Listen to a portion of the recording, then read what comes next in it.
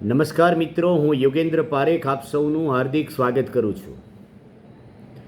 આજે 8મી ઓગસ્ટ 2026. આજે એ દિવસ યાદ આવે છે, 8 ઓગસ્ટ 1942, હિન્દ છોડો આંદોલનની શરૂઆત.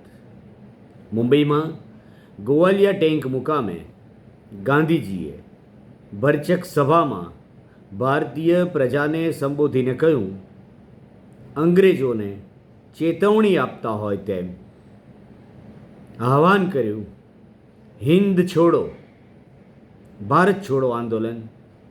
8 ઓગસ્ટ 1942. એ ઘટનાને આજે બરાબર 84 વર્ષ થયા. આપણે સ્વતંત્ર ભારતમાં પ્રવેશી ચૂક્યા છીએ અને એક અઠવાડિયા પછી 15મી ઓગસ્ટ આપણે આઝાદ દિન ઉજવીશું.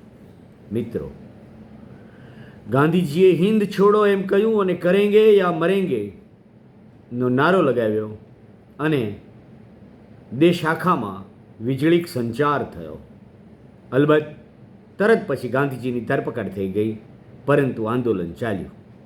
આજે આપણે 84 વર્ષ પછી સ્વતંત્ર થયા છીએ, ત્યારે સમજદાર ભારતીય નાગરિક તરીકે નવો નારો લગાવીએ દેશ હિતમાં. ગરીબી ભારત છોડો, ભ્રષ્ટાચાર ભારત છોડો, કોમવાદ ભારત છોડો, અસ્પૃશ્યતા ભારત છોડો, ધર્માંધતા ભારત છોડો. આપણે સૌ જોડાઈએ ભારત જોડો નારાથી.